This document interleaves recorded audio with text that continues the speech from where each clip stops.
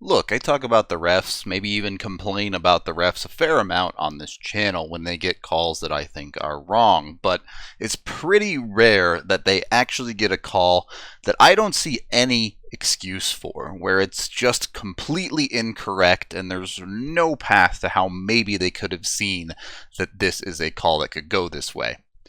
Avs lose to the Nashville Predators 5-4 in overtime. Alex Newhook! Oh boy. Whoa!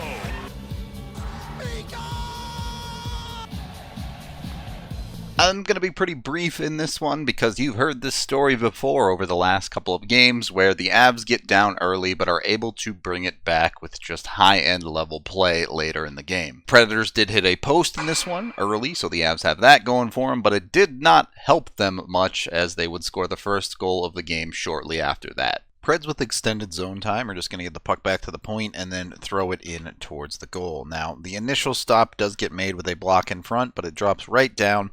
EJ can't find it with Jeannot right in front, getting his stick on this one. He fires the shot. Kemper gets a very significant amount of this puck, but it still just trickles past him and just over the goal line. Look, this is a second game in a back-to-back, so my expectations were extremely low. I was pretty much expecting the Avs to lose this game, and the start did not encourage me much on a different take there. The rest of the first was kind of blah. The Avs had 2 power play opportunities that they failed to convert on, and it looked like they were going to go into the first intermission down by a goal, but things can never be easy for Colorado, and they give up another one in the final minute. Really not a lot of positives on this play for Colorado. EJ has clean possession of the puck and gets it up the wall to where the Avs turn it over. The Preds shoot it in deep, and they're able to win another puck battle where the Avs can't clear off of a weak one from Girard. The Avs forwards have flown the zone thinking they have possession, creating a 3-on-2 in the zone for the Preds, where the Avs defense pretty much just panics. EJ in the middle of the ice as this puck comes across is going to initially try to play the shot, but he just doesn't play it very well at all and kind of slides out of the shooting lane entirely, leaving a wide open lane where Kemper then gets beat 5-hole. Look, the Avs have managed to find ways to be effective despite these stretches of poor play, but again, it's got to stop happening at some point. Not too worried about it in this game specifically, but we started to see a pattern of this since the new year, and especially with 2 games against Arizona coming up, it's got to stop pretty much right now. The second period, though, was significantly better. The Avs outshot Nashville 14-9 in the period and played more quality hockey. In fact, they played well enough to get this game back to tied. This puck comes across to Cale Makar, who is not human and is able to use his freaky skating abilities to get deep in the zone before finding Kadri a little bit more central. Kadri on his backhand throws a puck towards the net. It's not a particularly firm shot, but it creates a nice rebound, which opens up Aube-Kubel to fire one past Saros and get the Avs on the board. An initial shot is going to come from out high from Burakovsky. He's going to hit Borowiecki. It looks like in the side, maybe in the back or in the rib, somewhere like that. And he goes down and stays down on the play. The refs do not blow the whistle here, which gives Burakovsky tons of room to walk into the center of the ice and fire a shot. Burakovsky is a high-end shooter. When you give him room like that, he's going to do things like snipe. Look, the second goal for the Avs there is what it is. I think by the rule book, it was the correct call to allow play to continue with the Avs in possession. With that being said, I really wouldn't have a problem with the fact that if they change the rule book, that you blow plays dead if a player is significantly injured. Yes, I understand there could be some issues there with players doing things like faking it, but you have to put player safety at a certain level of priority. For me, I'm okay with it blowing plays dead. If players are faking it, they should get suspended. It's that easy. You can also use the entire example that a hockey loves to use that players will enforce themselves and just allow players to beat up dudes who fake plays like that. So, it is what it is by the rule book. It was the correct call. Have no problems there. Also wouldn't mind seeing the rule be changed. So what was a very solid period that put the Avs right back into this one, unfortunately sees one critical mistake get made later in the second period. These are the ones that I really have a problem with in these games. The Avs have to stop making holes for themselves like they do on this play. Once again, defensive puck issues for the Avs. Girard, with clean possession of the puck, is indecisive, and all he can do is poke this puck ahead up the boards. This leads to Comfer, who gets a clean possession of the puck. 2 clean possessions. This should be out of the zone every single time. Instead, Comfer tries a super high danger backhand, no-look pass to the center of the ice, and he fans on it a little bit, leading directly to a Nashville possession deep in the zone. It's just disastrous. The Avs forwards have once again started flying the zone and leaving only Girard back to defend out of position from the corner. It's just not pretty as the puck slips through Kemper. It's just bad. Bad hockey all the way around. No excuses for it. It needs to be better. Avs down by 1 going into the third. Starting to get pretty comfortable in this situation, Colorado and their fans. While the first 2 power plays of the game were not particularly good, the Avs get one early in the third and make it count to tie the game back up. Avs have been set up for the power play a bit here on this one, and they've got Nashville pretty deep in the zone in their box, so there's a lot of room out up high for Cale Makar to work with, but there's nothing fancy about this. He just gets over to McKinnon, feeds him a one-timer, and McKinnon puts an all-world connection on it, which beats Saros clean. That's just high-end talent. Just not sure what you do when you try to defend this team when they play like that. They have the all-world talent to simply just beat teams in the NHL. They also have the ability to take unfortunate penalties. Mikko Rantanen gets called for a 4-minute high stick for drawing blood.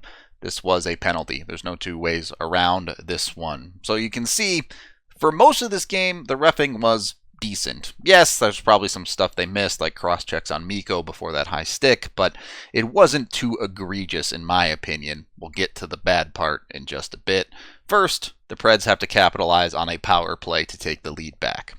You have Jack Johnson and Ryan Murray, the defenders on this penalty kill, both sagging off pretty deep in the zone. Certainly one of them should be taking the man in front, but neither really do. So when the shot comes through and gets all the way through to Kemper, when the rebound comes out, Murray seemingly not covering anyone, but maybe you can make a case for him covering the center man. Jack Johnson just too far away from the man in front of the net, not able to get in and get a stick on the play, and the puck ends up in the back of the Avs net because of it. It just feels like the Avs are finding ways to make things way more difficult than they need to be.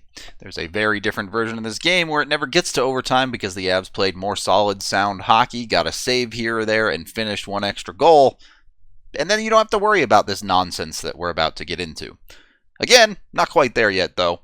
First, Cale Makar is just not from planet Earth. Cale Makar is just better than everyone else. This is where he starts with the puck, at the blue line on the far side of the ice. Let's see where he ends up shooting this puck. He goes to his backhand side, walks a man simply, and has made it all the way down to the face-off dot on the near side in the matter of a couple of seconds and has completely burned the Nashville defense. From there, he rips a shot top corner over Saros, through the man defending him. He's just too good. He's too good. So the Avs once again ride their talent to overtime. They get a point, which, let's be honest, 3 out of 4 points in a back-to-back stretch is absolutely solid. You're never going to complain about that, and that's why I'm not overly worried about this loss. You combine that with the fact that you get to overtime, and it's pretty normal overtime. The Avs are actually making smart decisions with the puck for once, and then this gets called a penalty. Unfortunately, a quality angle of this shot doesn't exist, but you can see pretty clearly there's only 3 players on the ice here for the Avs. Mikko has not yet played the puck. He's just stepped onto the ice for McKinnon, who has very clearly been completely off of the ice for a significant amount of time at this point, hopping over the bench. Mikko then grabs the puck, and this is when the too many men call gets made, as the referee, interestingly, is jumping onto the ice. Perhaps there's a mistake here, making the ref think that that was too many men. The play also doesn't get called a penalty until here. Mikko is well across the blue line and in control of this. In fact, when the hand goes up, it's for Predators that are on the ice, not for Avs players. I waited to make this video because I wanted to see if there were other angles. I wanted to see what an explanation could possibly be. And from my standpoint, this is still an objectively wrong call. Editing Rudo here, I had a big rant about how maybe there's some justifications and tried to look at things another way, but at the end of the day, the more I look at this clip, the more I'm still convinced that the ref just got this completely and utterly wrong with absolutely no excuse for it, so I'm going to leave it at that.